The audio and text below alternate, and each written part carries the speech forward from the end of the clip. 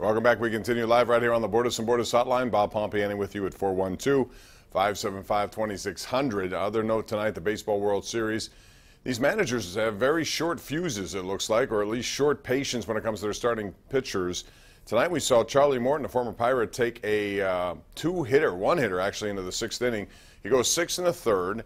He had given up only 3 hits, and he was taken out of the game. The bullpen then gave up a hit to allow the one base runner he allowed in that inning to score. It's a 1-1 game. The only run for Houston was a George Springer home run, and Alex Wood, that was the first hit he gave up, and he was immediately taken out of the game. I thought Dave Roberts overmanaged in Game 2 to cost the Dodgers that game. Sometimes you're so anxious to get to the bullpen, you got to wait a little bit. I think Alex Wood was pitching very well, so was Charlie Morton. Charlie Morton's pitch count was only in the 70s, and they took him out. So that didn't make a lot of sense to me. But anyway, if you want to talk about that as well, it's 412-575-2600, the number to call. And we will begin with Derek in Pittsburgh. Hey, Derek, how you doing? Say, Bob, hey, why did they call it touchback into the end zone for Penn State with another team? His foot was clearly in the end zone. Now, which play specifically are you talking about, Derek? Are you talking about the one that... Yeah, on the kickoff, they didn't call for a touchback.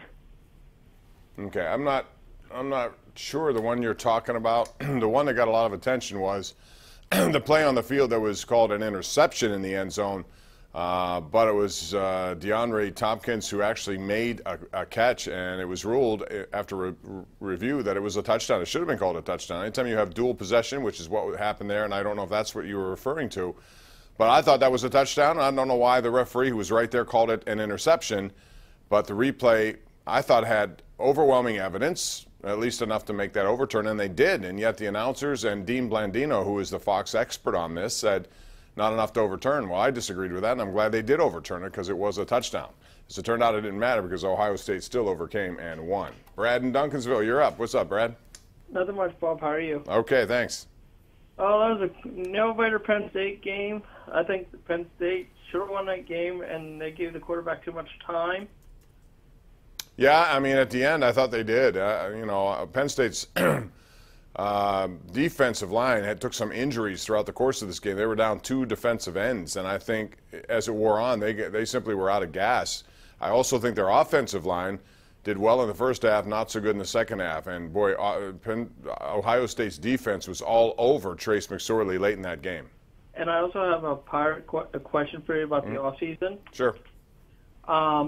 Do you think the Pirates will get a third baseman and a starting pitcher in the offseason? I don't know. I mean, they have a lot to get. I think starting pitcher would be one of my definite looks. I'd have to go out and spend some money there. I do. They have too many question marks. Ivan Nova faded at the end of the year. I thought Garrett Cole was average for someone who's expected to be an ace. Tyone, I'm bullish on. Glasnow, I don't know. And the other guys are 4th or 5th starters, and you can't guarantee anything with that. So, yeah, I think you can never have enough pitching. I think that goes without saying. Third baseman, I don't know. And I'm not so sure what's happening with Jung Ho Gong. I wish he could get here and play. Chris in Pittsburgh is up next. What's up, Chris? How you doing? Yeah, I'm good. I just wanted to say that that Penn State did very well today. They were teeter-tottering all over the place. They were doing so well in the first half, and yeah, well, at that point, again, when you have 18-point lead twice and then you have a 15-point lead in the fourth quarter, you have to protect that.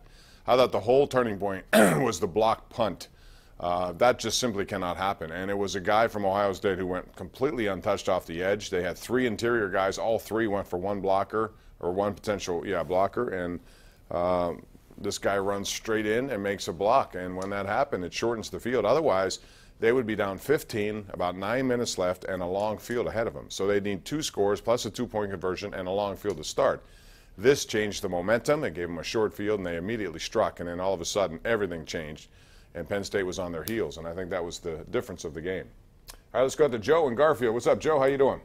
Hey, how you doing tonight, Bob? Good, thanks.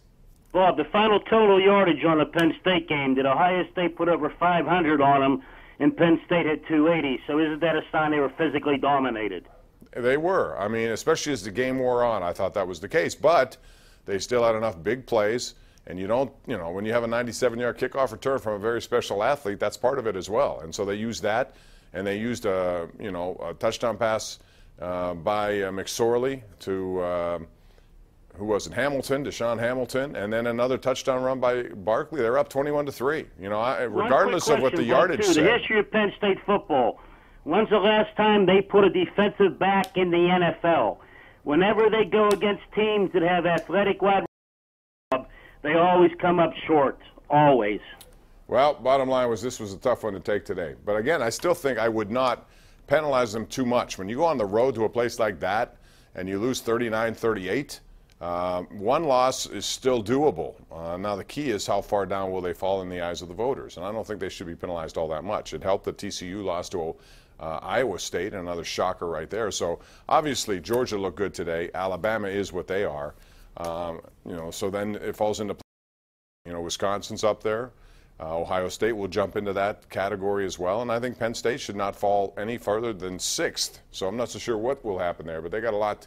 And it's still not over. There's a lot going on here, but Penn State now has to win out, and they have to hope Ohio State maybe lose it to Michigan, which the way Michigan is playing, who knows.